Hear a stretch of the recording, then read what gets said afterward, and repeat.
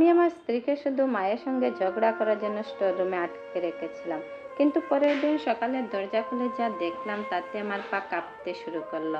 আমি কসম করে বলছি, এমন কিছু হতে পারে আমি কখনো ভাবিনি। আমি তাকে শোবার ঘর থেকে টেনে বের করে স্টোর রুমে ঠেলে ঢুকিয়ে দিয়েছিলাম, শুধু এই কারণে যে সে আমার মায়ের সঙ্গে ঝগড়া করার সাহস দেখিয়েছিল। কিন্তু পরের দিন সকালে দরজা খুলতেই দেখি সে নেই। আর সেই মুহূর্তে আমার বুকটা কেঁপে উঠল। আমি কি তবে এমন একটা সীমা পার করে ফেলেছি যেখান থেকে আর ফেরার কোনো পথ নেই? আমি নিশ্চিত ছিলাম সে কখনো আমাকে ছেড়ে কোথাও যাবে না। তার বাপের বাড়ি দিনাজপুর, ঢাকা থেকে প্রায় 400 কিলোমিটার দূরে। এই ঢাকায় আমি ছাড়া তার চেনার মতো আপন বলতে কেউ নেই। এমনকি সংসারের কোনো টাকা পয়সার উপরও তার নিজের কোনো নিয়ন্ত্রণ ছিল না। এই অন্ধবিশ্বাস নিয়ে আমি নিশ্চিন্তে মায়ের পাশের ঘরে গিয়ে ঘুমিয়েছিলাম। আমার মা রাবেয়া বেগম সবসময় নিজেকে এমন একজন নারী ভাবতেন যিনি পরিবারের জন্য নিজের জীবন বিসর্জন দিয়েছেন। তার তীব্র বিশ্বাস ছিল পুত্রবধূকে সব বিষয়ে তার প্রতিটি কথা অন্ধের মতো মেনে চলতে হবে। আমিও মনে করতাম একমাত্র ছেলে হিসেবে বাবা মায়ের প্রতি দায়িত্ব পালন করা আমার প্রধান কর্তব্য। সেখানে স্ত্রীকে যদি একটু মানিয়ে নিতে বা সহ্য করতে হয় তাতে সমস্যা কোথায়? আমার স্ত্রী মীরা ঢাকার বাইরের মেয়ে। ঢাকার একটা কলেজে পড়ার সময় আমাদের পরিচয় হয়েছিল। আমাদের সম্পর্কের কথা যখন বাড়িতে জানাই, মা শুরু থেকে প্রচণ্ড বিরোধিতা করেছিলেন। মা বলেছিলেন ওই দূরগাঁয়ের মেয়ের পরিবার এত দূরে থাকে, কোনো বিপদ আপদ হলে যাওয়া আসা করতেই তো 1000 টাকা শেষ। তাছাড়া ঢাকার কালচারের সাথে কি ওই সব অঞ্চলের মেয়ে মিলতে পারে? মীরা সেদিন কেঁদেছিল, তবু আমার হাত ধরে দৃঢ়ভাবে বলেছিল, তুমি চিন্তা করো না, আমি তোমার মায়ের পায়ে ধরে হলেও ওনাকে বোঝাবো। আমি এই পরিবারে একজন হয়েই থাকবো। বছরে শুধু একটি বার নিজের বাবা মাকে দেখতে গেলেই আমার চলবে। শেষ পর্যন্ত অনেক অনুনয় বিনয়ের পর মা অনিচ্ছা সত্ত্বেও বিয়েতে রাজি হয়েছিলেন। কিন্তু বিয়ের পর যখনই আমি মীরা আর আমাদের ছোট ছেলেকে নিয়ে দিনাজপুরে ওর বাবা মায়ের কাছে বেড়াতে যেতে চাইতাম, মা সবসময় কোনো না কোনো জটিল অজুহাত দাঁড় করে আমাদের যাওয়া আটকে দিতেন। আমাদের প্রথম সন্তান জন্ম নেওয়ার পর মীরা ধীরে ধীরে বদলে যেতে শুরু করলো। বাচ্চাকে কিভাবে বড় করা হবে তা নিয়ে প্রায়ই ঘরে অশান্তি হতো। আমি ভাবতাম মা তো অভিজ্ঞ, তিনি তার নাতির ভালোর কথাই ভাবছেন, তাই তার কথা শুনলে ক্ষতি কি? কিন্তু মীরা এবার আর সহজে মাথা নত করতে চাইতো না। কখনো বাচ্চাকে বাড়তি খাবার হিসেবে খিচুড়ি দেওয়া হবে নাকি ফর্মুলা দুধ, এমন সাধারণ বিষয় নিয়ে শাশুড়ি বউয়ের মধ্যে জেদাজেদি লেগে যেত। মা রেগে গিয়ে রান্নাঘরের স্টিলের ডিশ বা বাটি মেঝেতে ছুঁড়ে ফেলতেন, তারপর বুকে হাত দিয়ে সোফায় বসে পড়তেন। অভিযোগ করতেন যে মীরার অবাধ্যতার কারণে রাগে তার প্রেশার বেড়ে শরীর খারাপ হয়ে গেছে। সম্প্রতি আমরা যখন গ্রামের বাড়িতে একটা পারিবারিক অনুষ্ঠানে গিয়েছিলাম, পরিস্থিতি আরো ভয়ঙ্কর রূপ নিল। জার্নি ধকল সইতে না পেরে বাচ্চার প্রচন্ড জ্বর এলো। এমনকি রাতের দিকে জ্বরের ঘুরে বাচ্চার খিঁচুনিও শুরু হলো। মা ডাক্তার ডাকার আগেই মীরার উপর চিৎকার করে উঠলেন, শহরে পড়ালেখা করেছিস, অথচ একটা বাচ্চার যত্ন নিতে জানিস না? কেমন মা তুই? আমার নাতিরাকে তো মেরেই ফেলবি। আমিও তখন মায়ের কথাই বিশ্বাস করলাম। আমার সব রাগ আর উৎকণ্ঠা গিয়ে পড়ল মীরার উপর। মীরা তখন ভয়ে আর ক্লান্তিতে কাঁদছিল, কিন্তু নিজের কান্না লুকানোর চেষ্টাও সে আর করছিল না। সে রাতেই মীরা এক মুহূর্তের জন্য চোখ বুঝেনি। সারা রাত জেগে বাচ্চার মাথায় জল পড়তে দিয়েছে, সেবা করেছে। আর আমি যাত্রার ক্লান্তি আর মানসিক শান্তিতে মায়ের ঘরের পাশের বিছানায় গিয়ে নিশ্চিন্তে ঘুমিয়ে পড়লাম। পরের সকালে ঢাকা থেকে হঠাৎ আমাদের কিছু দূর সম্পর্কের আত্মীয় এসে হাজির হলেন। মা মীরার হাতে একটা 500 টাকার নোট গুঁজে দিয়ে ড্রয়িং রুম থেকে হুকুম করলেন, যাও, বাজার থেকে মেহমানদের জন্য ভালো মাছ আর দুপুরে রান্না সবজি কিনে নিয়ে আসো। আমি দরজার আড়াল থেকে দেখছিলাম। মীরা ক্লান্তিতে ঠিকমতো দাঁড়াতেও পারছে না, তার চোখ দুটো লাল হয়ে আছে। আমি আমতা আমতা করে কিছু বলতে যাচ্ছিলাম, তখনই মা তপ্ত গেলে আত্মীয়দের সামনেই বলে উঠলেন, আমি এই বয়সে বাজারে গেলে লোকে তোমার নামে হাসবে বাবা। আমিও তো সারা রাত ঘুমাতে পারিনি। ও এই ঘরের বউ, মেহমানদারি আর রান্না করা ওর দায়িত্ব।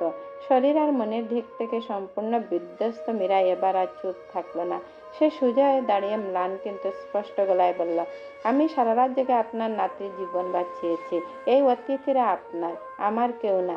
আমি আপনার ছেলের বউ হতে পারি মা, কিন্তু এই বাড়ির কেনা চাকরানি নই। মায়ের চোখ দুটো রাগে ও অপমানে জ্বলে উঠল। ড্রয়িং রুমে বসা আত্মীয়দের সামনে নিজেকে চরম অপমানিত মনে হলো আমার।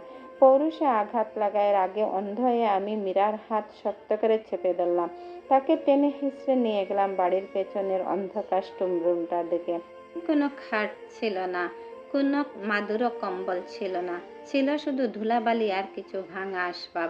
আমি তাকে ভেতরে ধাক্কা দিয়ে ফেলে কর্কশ গলায় বললাম, তোমাকে সোজা করার জন্য আমাকে কঠোর হতে হবে, যাতে তুমি আমার মাকে সম্মান করতে শেখো। আজ সারা রাত এখানেই থাকো। বাইরে থেকে ভারী তালাটা আটকে দেওয়ার সময়ও আমি মীরার কোনো কান্নার আওয়াজ পাইনি। পরে সকালে যখন মস্ত বড় একটা অপরাধবোধ নিয়ে আমি স্টোর রুমের তালাটা খুললাম, ভেতরটা একদম শূন্য। মীরা সেখানে নেই। জানালার গ্রিলটা ভাঙা, আর মেঝেতে পড়ে আছে শুধু ওর হাতের দুটো রুলি আর এক টুকরো ছেঁড়া শাড়ি। আমার পুরো শরীর আতকে জমে গেল। মীরা কোথায় গেল? পড়ে থাকা মীরার ভাঙা রুলি আর শাড়ির টুকরাটার দিকে তাকিয়ে আমার হাত পা বরফ হয়ে আসছিল। বুকের ভেতরটা এমনভাবে খালি হয়ে গেল, যা আমি এর আগে কখনো অনুভব করিনি। একটা গ্রিল ভাঙা জানালা দিয়ে সকালের আলো এসে পড়েছে ঘরের ধুলাবালির উপর, কিন্তু মীরা নেই। সেই ভাঙা গ্রিল দিয়ে কোথায় যেতে পারে? 400 কিলোমিটার দূরের দিনাজপুরে, নাকি অন্য কোথাও? আমি হিতাহিত জ্ঞান হারিয়ে চিৎকার করে উঠলাম, মীরা, মীরা, তুমি কোথায়? আমার গলার আওয়াজে ড্রয়িং রুম থেকে মা আর সকালের চা নাস্তা খেতে ছুটে এলেন স্টোর রুমের সামনে। ভাঙা জানালার খালি ঘরের দিকে তাকিয়ে মা এক মুহূর্তে যেন থমকে গেলেন, কিন্তু পরক্ষণেই তার মুখের ভীতি কেটে সেখানে ফুটে উঠল তীব্র বিরক্তি। মা কপালে হাত দিয়ে সোফায় বসে পড়লেন। দেখলি আবির, দেখলি তোর বউয়ের কাণ্ড। শাশুড়ির মুখে তর্ক করতে করতে এখন আবার ঘর ভেঙে পালিয়েছে। লোকসমাজে আমাদের আর কোনো মুখ থাকলো? ও যে এত বড় একগুয়ার গাড় তেরা মেয়ে, এ আগে আমি জানতাম। মায়েরই চেনা আহাজারি সেদিন প্রথমবার আমার কানে তীরের মতো বিঁধল। আমার মাথায় তখন মীরার সেই লাল হয়ে থাকা ক্লান্ত চোখ দুটো ভাসছিল। যে মেয়েটা সারা রাত আমার সন্তানের কপালে জলপট্টি দিয়েছে, তাকে আমি একটা অন্ধকার ধুলাবালি ভরা করে বন্দি করে রেখেছিলাম। আমি আর নিজেকে ধরে রাখতে পারলাম না। মায়ের দিকে তাকিয়ে প্রায় চিৎকার করেই বলে উঠলাম, মা, এই অচেনা শহরের কোথায় যাবে? ওর কাছে কোনো টাকা নেই, চেনার মতো কেউ নেই। যদি ওর কোনো ক্ষতি হয়ে যায়। মা আমার ধমক শুনে আকাশ থেকে পড়লেন। নিজের ছেলের মুখে এমন প্রতিবাদ তিনি হয়তো জীবনে এই প্রথম শুনলেন। আত্মীয়রা ফিসফিস করতে শুরু করলো। কেউ বলল থানায় জিডি করতে, কেউ আবার মীরার চরিত্র নিয়ে বাঁকা কথা শোনাতে ছাড়ল না। আমি আর এক মুহূর্ত সেখানে দাঁড়ালাম না। পকেটে ফোন আর মানিব্যাগটা নিয়ে পাগলের মতো ছিটকে বের হয়ে গেলাম রাস্তায়। আমাদের বাসাটা ঢাকার মিরপুরের একটা গলির ভেতরে। আমি গলির মোড়ে সিসিটিভি ক্যামেরা থাকা দোকানদারদের কাছে ছুটে গেলাম। অনেক অনুরোধের পর সকালের ফুটেজ চেক করতে আমার চোখ আটকে গেল ভোর 5:30টার দিকে, যখন চারপাশ কুয়াশায় ঢাকা ছিল। একটা চাদর গায়ে জড়িয়ে মীরা গলি দিয়ে হেঁটে যাচ্ছে। তার হাঁটার মধ্যে কোনো তাড়াহুড়া ছিল না, ছিল এক অদ্ভুত শান্ত আর ধীর স্থির ভাব, যেন সে কোনো বন্দিশালা থেকে চিরমুক্তির আনন্দ নিয়ে হেঁটে যাচ্ছে। ফুটেজ দেখলাম, সে মেইন রোডে গিয়ে একটা রিক্সায় উঠল, কিন্তু রিক্সাটা কোন দিকে গেল তা আর বোঝা গেল না। আমি একটা বাইক নিয়ে গাবতলী বাস টার্মিনালের দিকে ছুটলাম। দিনাজপুর যাওয়ার বাসগুলো ওখান থেকেই ছাড়ে। সারাটা রাস্তা আমার বুক ধড়ফড় করছিল। জ্যাম ঠেলে যখন গাবতলী পৌঁছালাম, তখন দুপুর হয়ে গেছে। কাউন্টারে কাউন্টারে মীরার ছবি দেখে জিজ্ঞেস করতে লাগলাম, কিন্তু কেউ তাকে দেখেনি। দিনাজপুরের ঢাকাগামী বাসের কোনো হেল্পার বা সুপারভাইজারও এমন কোনো একাকী নারীর সন্ধান দিতে পারল না। হতাশ হয়ে যখন টার্মিনালের এক কোণে বসে মাথা চেপে ধরেছিলাম, ঠিক তখনই আমার ফোনে একটা আননোন নাম্বার থেকে কল এলো। আমি বুক ভরা আশা নিয়ে ফোনটা রিসিভ করলাম। হ্যালো মীরা, তুমি কোথায় মীরা? অপাশ থেকে মীরার গলা ভেসে এলো না। একটা গম্ভীর পুরুষালী কণ্ঠে বলল, আপনি কি মীরা বেগমের স্বামী আবির হাসান বলছেন? হ্যাঁ, আমিই বলছি। মীরা কি আপনার সাথে আছে? ও কোথায়? আমি প্রায় কেঁদে ফেললাম। অপাশ থেকে ঠান্ডা গলায় উত্তর এলো, আমি ঢাকা মেডিকেল হাসপাতাল থেকে বলছি। কুড়িল বিশ্ব রোডের কাছে একটা সড়ক দুর্ঘটনায় একজন নারী মারাত্মক আহত হয়েছেন। ওনার ভ্যানিটি ব্যাগের ভেতরে একটা ডায়েরি পাওয়া গেছে, যেখানে আপনার নাম আর নাম্বার লেখা। ওনার অবস্থা খুবই আশঙ্কাজনক, আপনি দ্রুত চলে আসুন। ফোনটা কেটে গেল। আমার হাতের মুঠোর ফোন থেকে ফোনটা প্রায় পড়ে যাচ্ছিল। পুরো পৃথিবীটা যেন আমার চোখের সামনে দুলতে লাগলো। ঢাকা মেডিকেল কলেজ হাসপাতাল, এই নামটা শুনলেই যে কোনো সুস্থ মানুষের বুকে এক অজানা আতঙ্ক ভর করে। আর আমি আজ আমার জীবনের সবচেয়ে বড় অপরাধবোধের বোঝাটা মাথায় নিয়ে এই হাসপাতালের জরুরি বিভাগের সামনে দাঁড়িয়ে আছি। চারপাশে চিৎকার, স্ট্রেচারের চাকার শব্দ আর ওষুধের কটু গন্ধ। সবকিছু মিলিয়ে আমার দম বন্ধ হয়ে আসছিল। পাগলের মতো কাউন্টারে কাউন্টারে মীরার নাম জিজ্ঞেস করতে করতে আমি যখন ট্রমা সেন্টারের দিকে এগোচ্ছি, তখনই দূর থেকে দেখতে পেলাম সাদা এপ্রন পরা একজন ডাক্তার বের হয়ে আসছেন। আমি ওনার সামনে গিয়ে প্রায় আছড়ে পড়লাম। ডাক্তার সাহেব, কুড়িল বিশ্ব রোডের অ্যাক্সিডেন্টে যে মেয়েটা আনা হয়েছে, মীরা, ও কেমন আছে? ডাক্তার আমাদেরকে একবার তাকালেন, ওনার চোখে চরম ক্লান্তি। একটা দীর্ঘশ্বাস ফেলে বললেন, আপনি ওনার স্বামী। পেশেন্টের কন্ডিশন খুব একটা ভালো না। মাথায় প্রচন্ড আঘাত লেগেছে, ইন্টারনাল ব্লিডিং হচ্ছে। আমরা ওনাকে আইসিইউতে শিফট করেছি। প্রচুর রক্তের প্রয়োজন। ও নেগেটিভ। আপনি দ্রুত রক্তের ব্যবস্থা করুন আর এই প্রেসক্রিপশনের ওষুধগুলো নিয়ে আসুন। আমাদের হাতে একদম সময় নেই। ডাক্তার চলে গেলেন। আমার পায়ের তলার মাটি যেন আরেকবার দুলতে লাগলো। ও নেগেটিভ। এই দুর্লভ রক্ত আমি এই মুহূর্তে কোথায় পাবো? আমার নিজের রক্ত তো ও পজিটিভ। হঠাৎ করে আমার মনে পড়ল মীরার একটা অভ্যাসের কথা। সে প্রতি বছর তার জন্মদিনের কোনো না কোনো ব্লাড ব্যাংকে গিয়ে রক্ত দিয়ে আসতো। আমি সবসময় বলতাম, নিজের শরীরে রক্ত নাই, আবার গেছে রক্ত দিতে। মীরা তখন হেসে বলতো, আমার রক্ত ও নেগেটিভ, খুব রেয়ার, কারো কখন কাজে লাগে বলা যায় না। আজ সেই রেয়ার রক্তই মীরার নিজের বেঁচে থাকার জন্য প্রয়োজন। আর আমি তার স্বামী হয়েও তাকে রক্ত দিতে পারছি না। আমি হন্য হয়ে পরিচিত সবাইকে ফোন করতে লাগলাম। ফেসবুক গ্রুপে পোস্ট দিলাম। একই বলে নিয়তির নিষ্ঠুর পরিহাস। যে মীরাকে আমি কাল রাতে একটা জঘন্য অপরাধীর মতো স্টোর রুমে আটকে রেখেছিলাম, আজ তাকে এক ব্যাগ রক্তের জন্য বাঁচানোর আকুতি নিয়ে আমাকে পুরো দুনিয়ার সামনে হাত পাততে হচ্ছে। এরই মধ্যে আমার ফোনে মায়ের কল এলো। আমি রিসিভ করতে অপাশ থেকে মায়ের বিরক্ত গলা, হ্যাঁ আবির, তুই নাকি হাসপাতালে গেছিস? ওই অলক্ষ্মী মেয়ে কি সত্যি অ্যাক্সিডেন্ট করেছে, নাকি আমাদের ফাঁসানোর জন্য নতুন নাটক সাজিয়েছে? শোনো, বেশি টাকা পয়সা খরচ করিস না। নিজের দোষে ঘর থেকে পালিয়েছে। এখন ওনার চিকিৎসার জন্য আমাদের ঘটি বাটি বেচতে হবে নাকি? মায়ের প্রতিটি শব্দ যেন আমার কানে গলানো সীসার মতো লাগলো। যেই মা সারা জীবন নিজেকে ত্যাগী বলে দাবি করেছে, তার মনের ভেতর এতটুকু নিষ্ঠুরতা লুকিয়েছিল, নাকি আমি অন্ধ ছিলাম? মায়ের এই রূপটা কোনোদিন দেখতে চাইনি। আমি কোনো উত্তর না দিয়ে ফোনটা কেটে দিলাম। আজ প্রথমবার মায়ের উপর আমার চরম ঘৃণা হলো। ভাগ্য ভালো ছিল, আর এক বন্ধুর মাধ্যমে সন্ধানী ব্লাড ব্যাংকের এক ভলান্টিয়ারের সন্ধান পেলাম। সে এক ব্যাগ ও নেগেটিভ রক্ত নিয়ে হাসপাতালের আইসিইউর সামনে এসে হাজির হলো। রক্ত জমা দিয়ে যখন আইসিইউর ছোট কাচের জানালাটা দিয়ে ভিতরে তাকালাম, আমার বুকটা ফেটে কান্না চলে এলো। সাদা চাদরে ঢাকা মীরার শরীরটা, মাথায় ব্যান্ডেজ, মুখে অক্সিজেনের মাস্ক। কাল রাতেও যে মানুষটা সশরীরে আমার সামনে দাঁড়িয়ে নিজের অধিকারের কথা বলছিল, আজ সে কৃত্রিম নিঃশ্বাস নিয়ে মৃত্যুর সাথে পাঞ্জা লড়ছে। ওর এই মলিন মুখের দিকে তাকিয়ে আমার কেবলই মনে হতে লাগলো, মীরা যদি এই গ্রিল ভেঙে পালিয়ে না যেত, তবে হয়তো আজও সুস্থ থাকতো। আমি ওকে মৃত্যুর মুখে ঠেলে দিয়েছি। ঠিক তখনই আইসিইউর দরজা খুলে এক নার্স বেরোয় এলেন। ওনার হাতে একটা প্লাস্টিকের ব্যাগ, যাতে মীরার সেই কুড়িল বিশ্ব রোডে পাওয়া ভ্যানিটি ব্যাগ আর একটা রক্তে ভেজা ছোট ডায়েরি রয়েছে। নার্স বললেন, এটা পেশেন্টের জিনিসপত্র, আপনি রাখুন।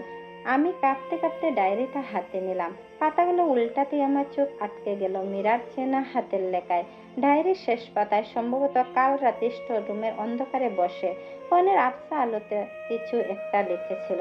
সেখানে লেখা ছিল, আবির, আমি ভেবেছিলাম ভালোবাসার টানে এক মহাসমুদ্র পাড়ি দিয়ে তোমার কাছে এসেছি, কিন্তু আজ বুঝলাম আমি কোনো পরিবারে আসিনি, এসেছি একটা খাঁচায়, যেখানে শাশুড়ির অহংকার আর স্বামীর পুরুষত্ব টিকিয়ে রাখতে একটা বউকে প্রতিদিন মরতে হয়।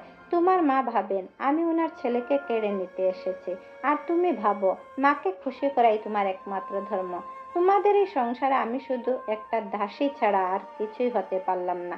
আজ রাতে তুমি শুধু আমাকে স্টোররুমে লক করনি আবির, তুমি আমাদের সম্পর্কটাকেও চিরদিনের মতো লক করে দিয়েছ। যদি কালকে সকালটা আমি দেখতে পাই, তবে এই খাঁচা ভেঙে আমি এমন এক জায়গায় চলে যাব, এখানে রাবিয়া বেগমের হুকুম আর আবির হাসানের কাপুরুষতা আমাকে ছুতে পারবে না। আমাদের সন্তানকে তোমার মায়ের ডিশ চূড়ার কালচার থেকে দূরে রেখো। ডায়েরি লেখাগুলো ঝাপসা হয়ে আসছিল আমার চোখের পানিতে। মীরা দিনাজপুর যাচ্ছিল না। মীরা আমাদের এই মায়ার শহর, এই বিষাক্ত সংসার ছেড়ে চিরদিনের জন্য মুক্ত হতে যাচ্ছিল। হঠাৎ আইসিইউর ভিতরে একটা কর্কশ বিপ বিপ শব্দ শুনতে পেলাম। ভেতরের মনিটরের লাইটগুলো দ্রুত উঠানামা করতে শুরু করলো। ডাক্তার আর নার্সরা তাড়াহুড়া করে মীরার বোর্ডের দিকে ছুটে গেলেন। আমার হাত থেকে মীরার ডায়েরিটা মেঝেতে পড়ে গেল। মীরা কি তবে সত্যিই চলে যাচ্ছে? আমাকে ক্ষমা করার সুযোগটুকু কি সে দেবে না? মনিটরে সেই সোজা হয়ে যাওয়া সবুজ দাগ আর কর্কশ শব্দটা আমার কান ঘেঁষে সোজা কলিজায় গিয়ে আঘাত করলো। ডাক্তারদের তাড়াহুড়া, শব্দ আর মেশিন রেডি করার চিৎকার, সবকিছু মিলিয়ে মুহূর্তের মধ্যে আইসিইউর ভেতরটা এক যুদ্ধক্ষেত্রে পরিণত হলো। আমি কাছের ওপাশ থেকে দুই হাতে নিজের মুখ চেপে ধরলাম। চোখ দিয়ে জল নয়, যেন তপ্ত আগুন ঝরছিল। চিৎকার করে বলতে ইচ্ছে করছিল, মীরা, তুমি এভাবে যেতে পারো না। অবহেলা আর অত্যাচার ছাড়া তো এই সংসারে তোমাকে কিছুই দেয়নি। একটি বার চোখ খুলো, শুধু একটা বার ক্ষমা চাওয়ার সুযোগটুকু দাও। কিন্তু ভেতরে তখন মীরার নিথর শরীরটা যান্ত্রিক ধাক্কায় কেঁপে কেঁপে উঠছে। একজন নার্স এসে দ্রুত জানালার পর্দাটা টেনে দিলেন। আমার চোখের সামনে শেষ আশাটুকু যেন মুছে গেল। আমি হাসপাতালের ওই নোংরা মেঝেতে হাঁটু গেড়ে বসে পড়লাম। শূন্য দৃষ্টিতে তাকিয়ে রইলাম মীরার সেই ডায়েরিটার দিকে, যা রক্তে আর আমার চোখের পানিতে ভিজে একাকার হয়ে গেছে। ঠিক তখনই আমার কাঁধে কেউ একজন হাত রাখলো। তাকিয়ে দেখি আমার বাল্যবন্ধু সজল, সাথে এক মধ্যবয়সী ভদ্রলোক আর ভদ্রমহিলা। ওনাদের চোখের নিচে কালচে দাগ, চেহারায় চরম উৎকণ্ঠা। সজল ফিসফিস করে বলল, আবির, আঙ্কেল ও আন্টিকে আমি খবর দিয়েছিলাম। ওনারা এইমাত্র দিনাজপুর থেকে এসে পৌঁছালেন। মীরার বাবা মা। ওনাদের দেখা মাত্রই আমার বুকের ভেতরটা ভয়ে শুকিয়ে গেল। এই মুখ দুটোকে আমি কিভাবে দেখাবো? কি জবাব দেব ওনাদের? আমি তো ওনাদের কলিজার টুকরাকে রাজরানী করে রাখার কথা দিয়ে ঢাকায় নিয়ে এসেছিলাম। আজ ওনারা যদি জিজ্ঞেস করেন আমার মীরা হাসপাতালের আইসিইউতে কেন, আমি কি বলবো যে মায়ের মন রাখতে গিয়ে আমি ওনাকে কাল রাতে পশুর মতো স্টোর রুমে আটকে রেখেছিলাম। মীরার বাবা আমার সামনে এসে দাঁড়ালেন। ওনার চুলে পাক ধরেছে, পরনের পাঞ্জাবিটা জার্নির ক্লান্তিতে কুঁচকে আছে। উনি আমার হাত দুটো চেপে ধরে কাঁপা কাঁপা গলায় বললেন, বাবা আবির, আমার মনিটা ভালো আছে তো? সজলের ফোন পেয়ে আমাদের বুকটা ফেটে যাচ্ছিল। ও তো কোনোদিন আমাদের কিচ্ছু জানায়নি বাবা, সবসময় ফোনে বলতো আবির আমাকে খুব ভালোবাসে বাবা। শাশুড়ি মা একটু কড়া মেজাজের হলো, মানুষ খারাপ না। আমার মেয়েটা কেমন আছে বাবা? ওনার প্রতিটি কথা যেন আমার বুকের তপ্ত তীরের মতো বেজছিল। মীরা এত কষ্টের পরেও সে তার বাপের বাড়িতে আমাদের সংসারের কোনো বদনাম হতে দেয়নি। নিজের সবটুকু কষ্ট চেপে রেখে শুধু আমাদের সম্মান বাঁচিয়ে গেছে। আর আমি শুধু মায়ের অন্ধভক্ত হয়ে ওর উপর মানসিক আর শারীরিক নির্যাতন চালালাম। আমি ওনাদের পায়ের কাছে বসে অঝরে কাঁদতে লাগলাম। কোনো কথা আমার মুখ থেকে বেরোচ্ছিল না। মীরার মা আইসিইউর দরজার সামনে গিয়ে ঢুকরে কেঁদে উঠলেন। ঠিক তখনই আইসিইউর দরজা খুলে মূল ডাক্তার সাহেব বের হয়ে এলেন। ওনার কপালে জমে থাকা ঘাম উনি হাত দিয়ে মুছলেন। আমরা সবাই ওনাকে ঘিরে ধরলাম। ডাক্তার সাহেব একটা দীর্ঘশ্বাস ফেলে আমার দিকে তাকিয়ে বললেন, মিস্টার আবির, মিরাকেল বলে সত্যি কিছু একটা আছে। ও নেগেটিভ রক্তটা ঠিক সময়ে পুশ করায় ওনার বডি রেসপন্স করছে। হার্টবিট আবার ফিরে এসেছে। তবে ডাক্তার থামতেই মীরা বাবা বললেন, তবে কি ডাক্তার বাবু? পেশেন্ট আপাতত কোমায়, অবশ অবস্থায় চলে গেছেন। মাথার যে ব্লকটা হয়েছিল সেটার জন্য একটা মেজর সার্জারি লাগবে। আর এই মুহূর্তে ওনার বাঁচার চান্স 50-50। আপনারা দোয়া করুন। আর হ্যাঁ, ওনার কেবিনের খরচ আর অপারেশনের জন্য প্রায় 2.5 থেকে 3 লাখ টাকার প্রয়োজন। দ্রুত কাউন্টারে টাকাটা জমা দেওয়ার ব্যবস্থা করুন। টাকার কথা শুনতেই আমার মাথায় যেন আকাশ ভেঙে পড়ল। আমার ব্যাংকে জমানো আছে মাত্র 1030 টাকা। বাকি টাকা এই মুহূর্তে আমি কোথায় পাবো? হঠাৎ আমার ফোনের স্ক্রিনটা আবার জ্বলে উঠল। মায়ের নাম ভেসে আসছে। মা ফোনটা কানে নিতে ওপাশ থেকে মায়ের সেই একই হিস হিস গলা, কি রে আবির, ওই আপদটা মরল নাকি বাঁচল?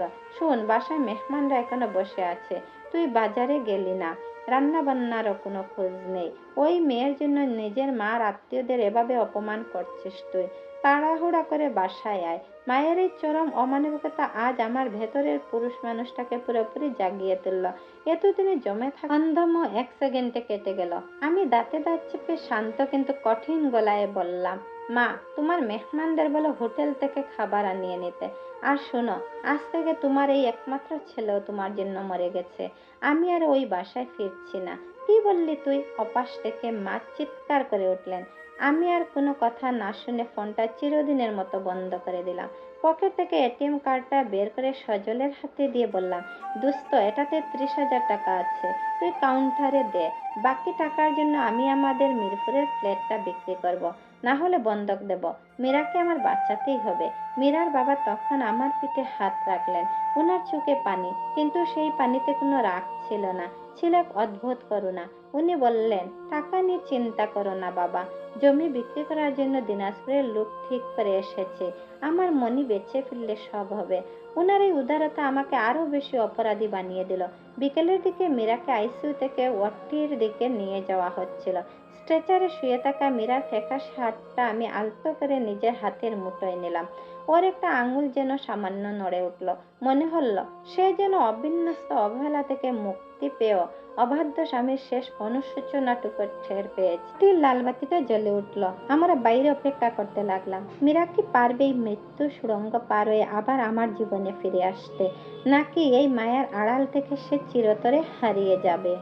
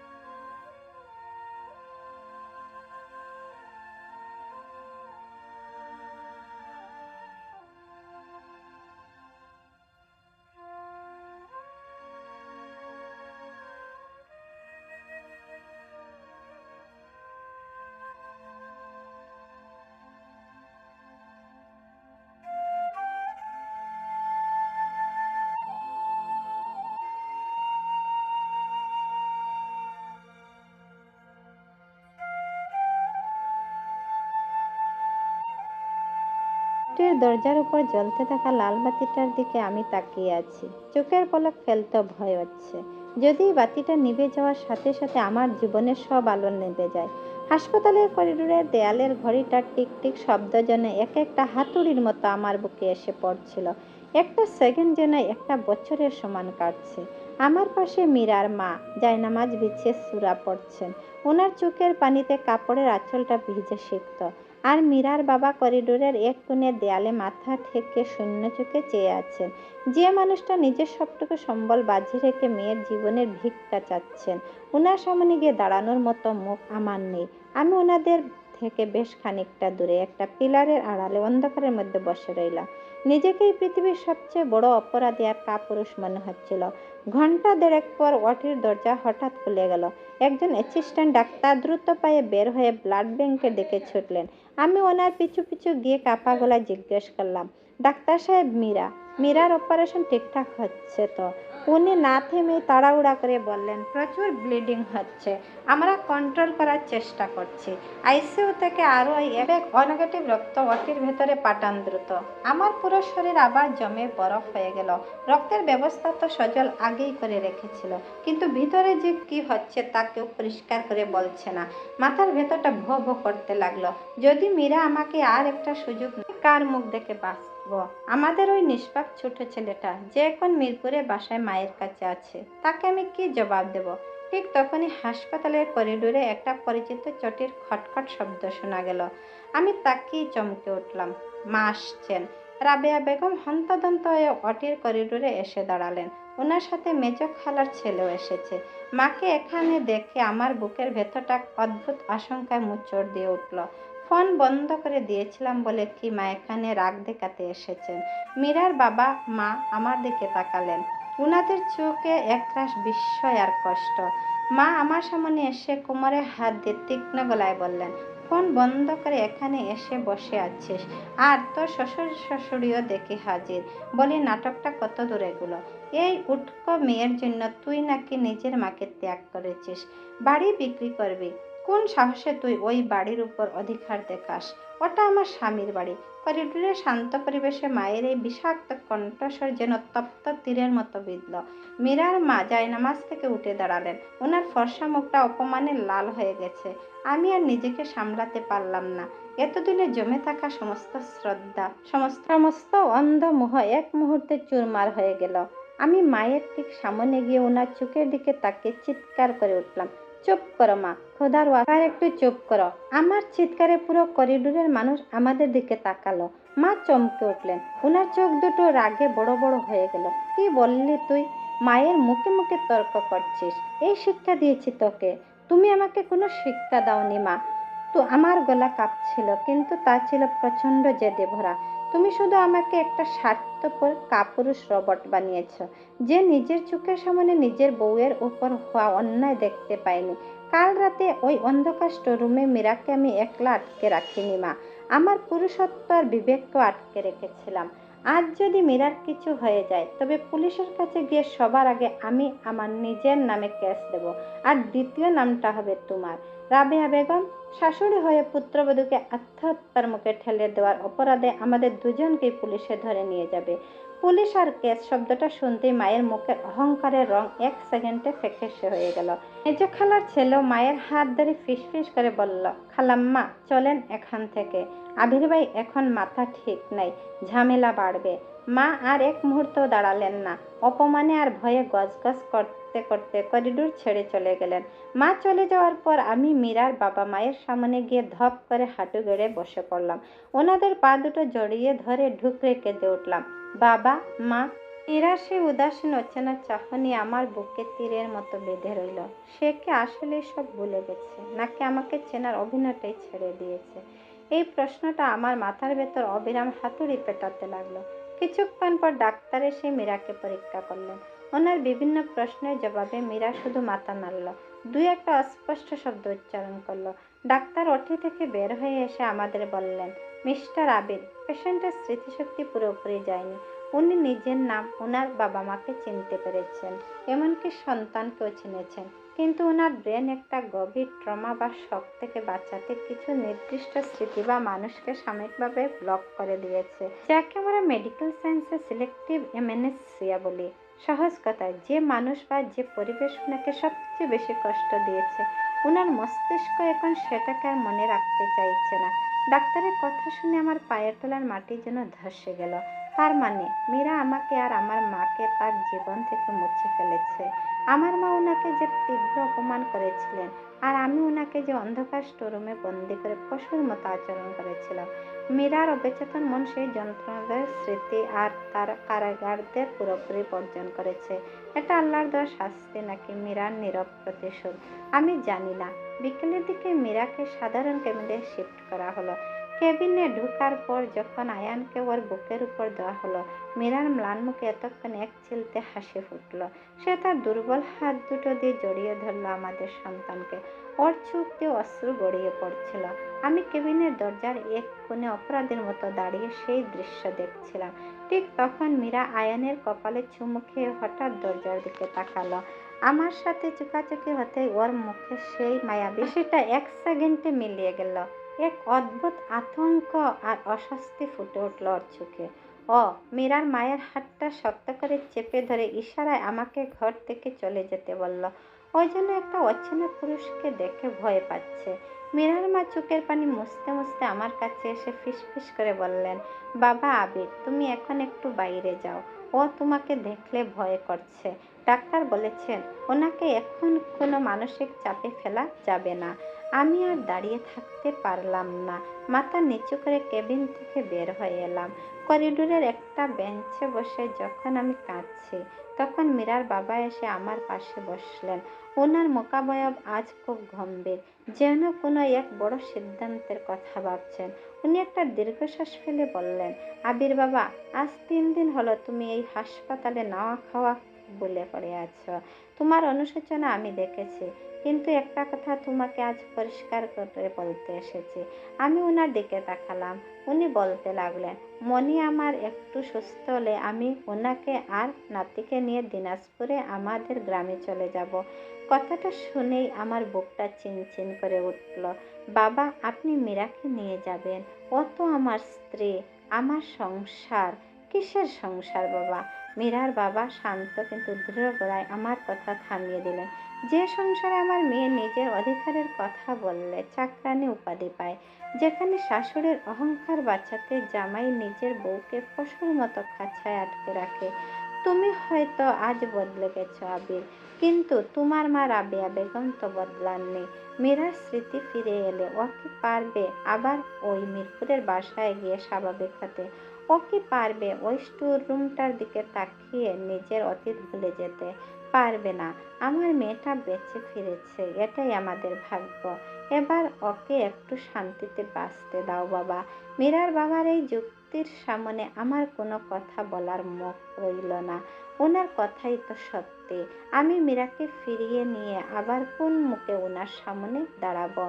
মাকে ওনাকে মেনে নেবে, নাকি আবার নতুন কোনো বিষাক্ত অধ্যায় শুরু হবে? এদিকে সজল এসে আমাকে জানালো, মীরার অপারেশনের বাকি টাকার জন্য আমাদের মিরপুরের ফ্ল্যাটটা এক আত্মীয়র কাছে বন্ধক রাখার সব কাগজপত্র রেডি। আমি কোনো দ্বিধা না করে কাগজে সই করে দিলাম। যে ফ্ল্যাটটার চার দেয়ালে মীরার দীর্ঘশ্বাস আর কান্না লুকিয়ে আছে, সেই ফ্ল্যাট বিক্রি করে যদি ওনার জীবন বাঁচে, তবে এই হোক। সন্ধ্যায় আমি দূর থেকে কেবিনের জানালা দিয়ে দেখলাম মীরা আয়ানকে কুলে নিয়ে জানালার বাইরে তাকাচ্ছে। ওর চোখে আজ কোনো চেনা আবির নেই, কোনো শাশুড়ির ভয় নেই। ও যেন এক মুক্ত পাখি, যে খাঁচা ভেঙে উড়ে যাওয়ার আনন্দ উপভোগ করছে। আর আমি সেই ভাঙা খাঁচার এক কোণে পড়ে থাকা এক অপরাধী, যে নিজের ভালোবাসাকে নিজ হাতে ধ্বংস করেছে। মিরাজ দিনাজপুরে চলে গেলে আমি কিভাবে বাঁচব? ও কি সত্যি কোনোদিন আমাকে ক্ষমা করবে, নাকি এই সিলেক্টিভ অ্যামনেসিয়া ওনার জীবনের এক নতুন ভোরের সূচনা করলো, যেখানে আবির হাসান নামের কেউ কোনোদিন ছিলই না? মিরপুরের ফ্ল্যাট বন্ধক রাখার টাকা বুঝিয়ে নিয়ে যখন হাসপাতালের কেবিনের দিকে ফিরছিলাম, তখন আমার বুকের ভেতরটা এক অদ্ভুত শূন্যতায় হাহাকার করে উঠেছিল। মীরাকে বাঁচানোর জন্য নিজের মাথা গোঁজার শেষ আশ্রয়টুকু হারাতেও আমার একটু দ্বিধা হয়নি। কিন্তু নিয়তির মারপ্যাঁচ দেখুন। আজ মীরার চিকিৎসার টাকা জোগানোর ক্ষমতা আমার আছে, অথচ মীরার পাশে গিয়ে বসার, ওর কপালে একটু হাত রাখার অধিকারটুকু আমার আর নেই। পরদিন সকালে কেবিনের সামনে যেতেই সজল আমার হাতে একটা প্লাস্টিকের ফাইল ধরিয়ে দিল। সজল মলিন হেসে বলল, দোস্ত, তোর মায়ের এক আত্মীয়ের মাধ্যমে আজ সকালে খালাম্মা রাবেয়া বেগম এই ফাইলটা পাঠিয়েছেন, আর একটা কথা বলে দিয়েছেন। কি কথা? আমি ফাইলটা হাতে নিয়ে সজলের দিকে তাকালাম। খালাম্মা বলেছেন, যে ছেলে মীরার অ্যাক্সিডেন্টের দায় নিজের মায়ের উপর চাপাতে পারে, যে ছেলে আত্মীয়দের সামনে নিজের মাকে পুলিশের ভয় দেখায়, সে আর ওনার ছেলে নয়। উনি তোকে তেজ্যপুত্র করেছেন। আর এই ফাইলে মিরপুরের বাসার তোর নামে থাকা অর্ধেক অংশের দলিলপত্র আছে। উনি তোর অংশ তোকে ফিরিয়ে দিয়েছেন, বিনিময়ে সাফ জানিয়ে দিয়েছেন ওই বাসায় তুই বা তোর বউ যেন আর কোনোদিন পা না রাখিস। ফাইলের দলিলগুলোর দিকে তাকিয়ে আমার ঠোঁটের কোণে এক বিষাক্ত হাসি রেখা ফুটে উঠল। যে মায়ের অহংকার আর জেদ টিকে রাখতে আমি আমার হাসি খুশি সংসারটাকে শ্মশান বানিয়েছিলাম, সেই মা আজ সামান্য লোকলজ্জা আর আইনি ভয়ে আমাকে এত সহজে পর করে দিলেন। একেই বোধহয় বলে পাপের তাৎক্ষণিক শাস্তি। কিন্তু অদ্ভুত ব্যাপার, আজ মায়ের এই ত্যাগের কথা শুনে আমার একটু কষ্ট হলো না, বরং নিজেকে অনেক হালকা মনে হলো। এতদিনের অন্ধ মোহের খাঁচাটা যেন পুরোপুরি ভেঙে চুরমার হয়ে গেল। আমি দলিলগুলো মীরার বাবার হাতে এনে তুলে দিলাম। ওনার সামনে দাঁড়িয়ে মাথা নিচু করে বললাম, বাবা, আমার মা আমাকে বাড়ি থেকে বের করে দিয়েছেন। এই দলিলের ফ্ল্যাটটা বন্ধক রেখেই মীরার অপারেশনের টাকা দেওয়া হয়েছে। আমি এই কাগজের বাকি অংশটুকুও মীরার নামে লিখে দিতে চাই। ও সুস্থ হয়ে যেখানেই থাকুক, দিনাজপুর বা অন্য কোথাও, ও যেন কোনোদিন অর্থাভাব বা আশ্রয়ের কষ্টে না ভোগে। মীরার বাবা দলিলের দিকে তাকালেন, তারপর আমার মুখের দিকে চেয়ে ওনার চোখ দুটো ভিজে উঠল। উনি দলিলে হাত না দিয়ে আমার কাঁধে হাত রাখলেন। তুমি সত্যিই বদলে গেছো আবি, কিন্তু ক্ষতটা এত গভীর যে শুধু টাকা বা দলিল দিয়ে তার জোড়া লাগানো সম্ভব না। ঠিক তখনই কেবিনের ভিতর থেকে মীরার মায়ের ডাকার আওয়াজ পাওয়া গেল, ডাক্তার সাহেব রাউন্ডে এসেছেন। আমি আর মীরার বাবা দ্রুত কেবিনের ভিতরে ঢুকলাম। মীরা আজ বিছানায় উঠে বসেছে। ওর মাথার ব্যান্ডেজটা কিছুটা ছোট করা হয়েছে। আয়ান ওর কোলের কাছে বসে একটা খেলনা গাড়ি নিয়ে খেলছে। আমাদের দেখে মীরা প্রথমে একটু চমকে উঠল। ওর চোখে সেই চেনা ভীতি আর অস্বস্তিটা আবার দানা বাঁধতে যাচ্ছিল। কিন্তু যখন ও দেখলো আমি ওর বিছানার কাছে গিয়ে বেশ খানিকটা দূরে দরজার পাশে চুপচাপ দাঁড়িয়ে আছি, তখন ওর চোখে মুখের উত্তেজনা কিছুটা শান্ত হলো। ডাক্তার সাহেব মীরার কিছু রিফ্লেক্স চেক করে আমাদের দিকে ঘুরে বললেন, পেশেন্টের ফিজিক্যাল রিকভারি খুব ভালো। আগামী পরশুই আমরা ওনাকে হসপিটাল থেকে ডিসচার্জ করে দিতে পারবো। তবে ওনার মানসিক শান্তিটা সবচেয়ে জরুরি। ওনাকে এমন কোনো জায়গায় নিয়ে যান যেখানে উনি নিজেকে সম্পূর্ণ নিরাপদ মনে করেন। আর হ্যাঁ, ডাক্তার আমার দিকে তাকালেন, মিস্টার আবির, আপনি ওনার সামনে বারবার এসে ওনাকে জোর করে কিছু মনে করানোর চেষ্টা করবেন না। এতে ওনার ব্রেনের উপর উল্টো চাপ পড়বে। ওনাকে ওনার মতো সময় দিন। ডাক্তার চলে যাওয়ার পর কেবিনে এক নীরবতা নেমে এলো। মীরার বাবা এগিয়ে গিয়ে মীরার মাথায় হাত বুলিয়ে বললেন, মামনি, পরশুই তো ডাক্তারবাবু ছুটি দিয়ে দিবেন। আমরা সবাই মিলে দিনাজপুরের বাড়িতে ফিরে যাব। কেমন? সেখানে সবুজ ধান ক্ষেত, পুকুর পাড়, তোমার খুব ভালো লাগবে মা। দিনাজপুর শব্দটা শুনতেই মীরার চোখ দুটো উজ্জ্বল হয়ে উঠল। সে বাচ্চার মতো মাথা নেড়ে সম্মতি জানালো। কিন্তু ঠিক পরক্ষণে ও ওর কোল থেকে আয়ানকে একটু দূরে সরিয়ে দিলে শূন্য দৃষ্টিতে ঘরের চারপাশটা দেখতে লাগলো। ও যেন কিছু একটা খুঁজছে, যা ও প্রকাশ করতে পারছে না। ও ধীরে ধীরে ওর মায়ের হাতটা ধরল, তারপর ভাঙা ভাঙা গলায় খুব অস্পষ্ট উচ্চারণে বলল, মা, আমার আমার আমার একটা ডায়েরি ছিল না, নীল রঙের? মীরার মুখে ডায়েরির কথা শুনতে আমার পকেটে থাকা হাতটা কেঁপে উঠল। সেই রক্ত রক্তের আর চোখের পানিতে ভেজা ডায়েরিটা এখনো আমার বুকের পকেটে রাখা আছে, যে ডায়েরিতে মীরা কাল রাতে সেই নরক যন্ত্রণার কথা লিখেছিল। মীরার মা অপ্রস্তুত হয়ে আমার দিকে তাকালেন। আমি পকেট থেকে ডায়েরিটা বের করলাম। মীরার দিকে এক পা এগোতে ও আবার আড়ষ্ট হয়ে গেল। আমি আর এগোলাম না। ধুকে ডায়েরিটা মীরার মায়ের হাতে বাড়িয়ে দিলাম। মীরার মা ডায়েরিটা নিয়ে মীরার হাতে দিলেন। মীরা কাঁপো কাঁপো হাতে ডায়েরির পাতাগুলো উল্টাতে লাগলো। রক্তে ভেজা পাতাগুলোর দিকে তাকিয়ে ওর কপালটা কুঁচকে গেল। ও যেন সেই অন্ধকার রুমের আবছা আলো, শাশুড়ির চিৎকার আর স্বামীর নিষ্ঠুরতার স্মৃতিগুলোকে অবচেতন মনে ছোঁয়ার চেষ্টা করছে। ও শ্বাস প্রশ্বাস দ্রুত হতে শুরু করলো। আমি বুঝতে পারলাম ও যদি এখন সব কিছু মনে করে ফেলে তবে ও আবার প্যানিক অ্যাটাক করবে। আমি আর নিজেকে ধরে রাখতে পারলাম না। মীরার সামনে গিয়ে 2 হাত জোর করে দাঁড়িয়ে গেলাম। আমার চোখ দিয়ে অঝরে পানি পড়ছিল। আমি কাঁপতে কাঁপতে বললাম, মীরা, ওটা দেখতে হবে না, ওটা ফেলে দাও। তোমার ওই ডায়েরির পাতায় শুধু একটা কাপুরুষের গল্প লেখা আছে, যে তোমাকে ভালোবাসার নামে শুধু অবহেলা আর অন্ধকার দিয়েছে। তুমি দিনাজপুরে চলে যাও মীরা, তোমার বাবা মায়ের কাছে। আমার মতো একটা পশুকে তোমার মনে রাখার কোনো দরকার নেই। আমি তোমাকে আর কোনোদিন বিরক্ত করব না, কোনোদিন তোমার সামনে আসবো না। আমার গলার আওয়াজ আর কান্নার বেগ দেখে মীরা ডায়েরি থেকে চোখ তুলে সোজা আমার মুখের দিকে তাকালো। এবার ওর চোখে কোনো শূন্যতা বা আতঙ্ক ছিল না, এক অদ্ভুত তীক্ষ্ণ আর চেনা চাহনি ফুটে উঠল ওর চোখে। ওর ডায়েরিটা শক্ত করে বুকের সাথে চেপে ধরল। ওর চোখ বেয়ে 2 ফোঁটা জল গড়িয়ে পড়ল। ও ম্লান হেসে অত্যন্ত স্পষ্ট গলায় বলল, আমি তো তোমাকে ভুলে গিয়েছিলাম আবির, কিন্তু তুমি নিজেই কেন আবার আমার সামনে এসে আমার ক্ষতগুলোকে জাগিয়ে দিলে। মীরার এই একটি মাত্র কথায় কেবিনের ভেতরের বাতাস যেন স্তব্ধ হয়ে গেল। ডাক্তার যা ভেবেছিলেন তা ভুল ছিল। মীরা কোনো স্মৃতি হারায়নি। সে আসলে সবকিছু মনে রেখে আমার থেকে মুক্তি পাওয়ার চেষ্টা করছে। সে আসলে সবকিছু মনে রেখে আমার থেকে মুক্তি পাওয়ার চেষ্টা করছিল, না চেনার অভিনয়টা করছিল।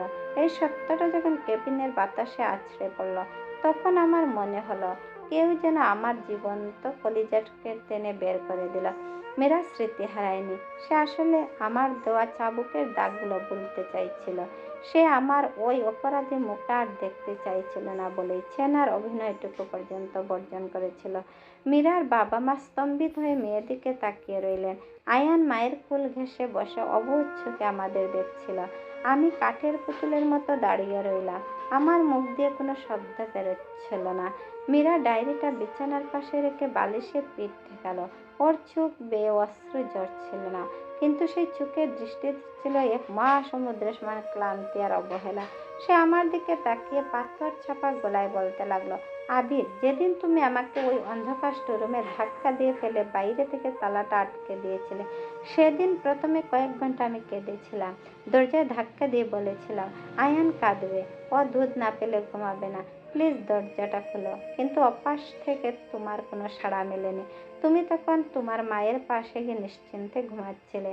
সেই অন্ধকারের মধ্যে বসে একসময় আমার কান্না থেমে যায়। আমি বুঝতে পারি যে পুরুষ নিজের মায়ের অন্যায়ের সামনে নিজের বউ বাচ্চাকে তো সহজে বলে দিতে পারে। সে আর যাই হোক, কোনোদিন কারো স্বামী বা বাবা হতে পারে না। মীরার এক একটা কথা যেন আমার পায়ের নিচে মাটি খুঁড়ছিল। ও একটু দম নিয়ে আবার বলল, ভোরে যখন জানালার একটা নড়বড়ে গ্রিল ভেঙে আমি ওই ঘর থেকে বের হই, তখন আমার মাথায় শুধু একটা চিন্তাই ছিল, এই বিষাক্ত খাঁচায় আমি আর 1 সেকেন্ডও থাকবো না। কিন্তু নিয়তি আমাকে গাবতলী পৌঁছানোর আগে কুড়িল বিশ্ব রোডে এনে মৃত্যুর মুখোমুখি দাঁড় করিয়ে দিল। হাসপাতালে যখন আমার জ্ঞান ফিরল, যখন দেখলাম তুমি আমার হাত ধরে কাঁদছ, আমার ঘেন্না লাগছিল আবির। ডাক্তার যখন বললেন আমি সিলেক্টিভ অ্যামনেশিয়ায় ভুগছি, আমি মনে মনে হেসেছিলাম। ভাবলাম এটাই তো ভালো সুযোগ, তোমাকে না চেনার অভিনয় করলে অন্তত তোমার ওই অপরাধী মুখটা থেকে আমি সাময়িক মুক্তি পাবো। কিন্তু তুমি নিজেই আজ নিজের অপরাধ স্বীকার করে আমার অভিনয়টা ভেঙে দিলে। আমি মীরার বিছানার পাশে মেঝেতে ধপ করে বসে পড়লাম। ওর একটা হাত ধরার সাহস আমার ছিল না। আমি শুধু মাথা ঠুকে বললাম, মীরা, আমাকে যে কোনো শাস্তি দাও। আমি জানি আমি ক্ষমার অযোগ্য, কিন্তু আমাকে একেবারে পর করে দিও না। আমি আমাদের ওই ফ্ল্যাটের দলিল তোমার নামে করে দিচ্ছি। আমি মায়ের সাথে সব সম্পর্ক চুকিয়ে দিয়েছি। আমি তোমার দাস হয়ে থাকবো মীরা। শুধু একটা সুযোগ দাও। দলিল। মীরা একটা ম্লান উপহাসের হাসি হাসল। যে ভালোবাসার হাত দুটো আমাকে অন্ধকারে ঠেলে দিয়েছিল, সেই হাত এখন দলিলের কাগজ বাড়িয়ে দিচ্ছে। আবির, টাকা বা ফ্ল্যাট দিয়ে কি কাল রাতের ওই নরক যন্ত্রণা আর অপমান মুছে দেওয়া যায়? তোমার মা তোমাকে ত্যায্যপুত্র করেছেন লোকলজ্জার বয়ে, আর তুমি ওনাকে ছাড়লে অপরাধ বোধের ছুটে। কিন্তু তোমাদের এই মা ছেলে জেদাজেদের খেলায় বলি ফাটাতো হলাম আমি আর আমার 2.5 বছরের সন্তান। মীরার বাবা এগিয়ে এসে মীরার মাথায় হাত রাখলেন। উনার চোখ দিয়ে জল পড়ছিল। উনি বললেন, মামুনি শান্ত হও। ডাক্তারবাবু তোমাকে উত্তেজিত হতে বারণ করেছেন। মীরা উনার বাবার হাত ধরে বললেন, বাবা, আমি একদম শান্ত আছি। আমি আর কোনোদিন উত্তেজিত হব না। বাবা, তুমি সজল ভাইকে ডাকো, ডিভোর্সের কাগজপত্র রেডি করতে বলো। আমি পরশুই হাসপাতাল থেকে সোজা দিনাজপুরে তোমার সাথে ফিরে যাব। আর আবিরের দেওয়া ওই ফ্ল্যাটের দলিল, ওটা সজল ভাইয়ের কাছেই থাক। ওটা বিক্রি করে যে টাকা আসবে, তা দিয়ে আবিরের নেওয়া ঋণের টাকা শোধ হোক। আমি আবির হাসানের একটা সুতো নিজের সাথে নিয়ে যেতে চাই না। শুধু আমার সন্তান আয়ান আমার সাথে যাবে। ডিভোর্স শব্দটা শুনতেই আমার বুকের ভেতরটা যেন জ্যান্ত পুড়ে ছাই হয়ে গেল। আমি মীরার বাবার পা জড়িয়ে ধরলাম। বাবা, ওনাকে বোঝান, আমি মীরাকে ছাড়া বাঁচব না বাবা। আয়ানকে ছাড়া আমি কিভাবে থাকবো? মীরার বাবা আমার দিকে তাকালেন।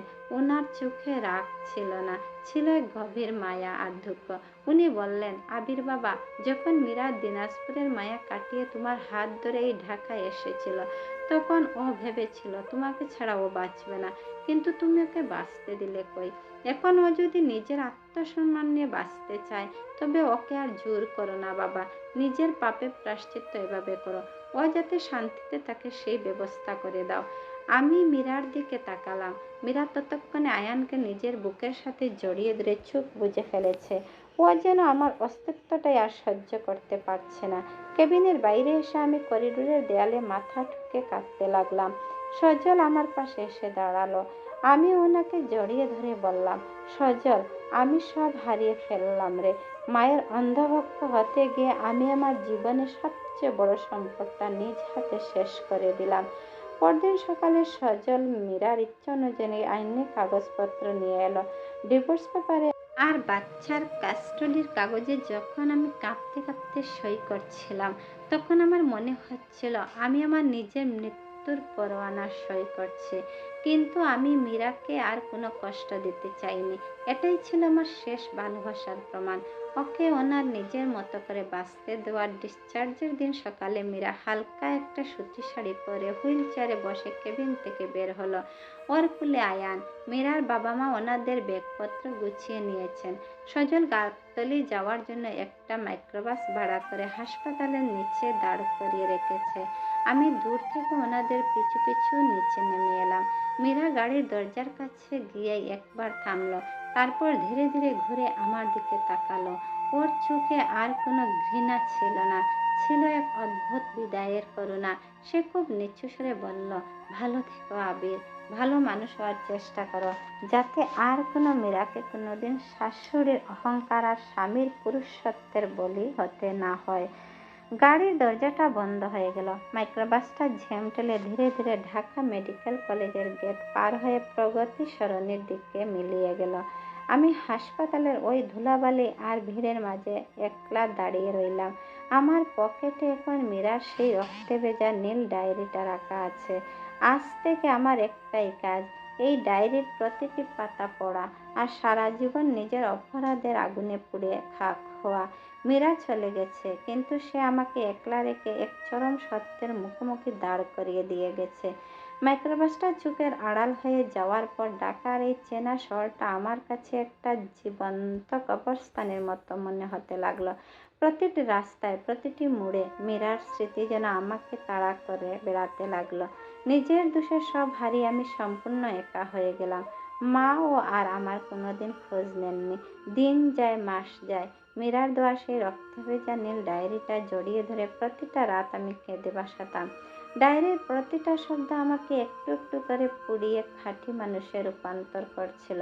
আমি বুঝলাম, শুধু ঢাকায় বসে আফসোস করলে আমার প্রায়শ্চিত্ত সম্পূর্ণ হবে না। যে মীরাকে আমি এত বড় ক্ষত দিয়েছি, ওর মনে আমার প্রতি বিশ্বাসটা আবার ফিরিয়ে আনা আমার দায়িত্ব। তাতে যদি আমার পুরো জীবনটাও পার হয়ে যায়, যাক। মীরা চলে যাওয়ার দীর্ঘ ৮ মাস পর আমি আর নিজের ভেতরের এই কষ্ট সহ্য করতে পারলাম না। চাকরি আর ঢাকার মায়া চিরদিনের মতো ত্যাগ করে একটা ছোট ব্যাগ কাঁধে নিয়ে আমি দিনাজপুরের উদ্দেশ্যে রওনা হলাম।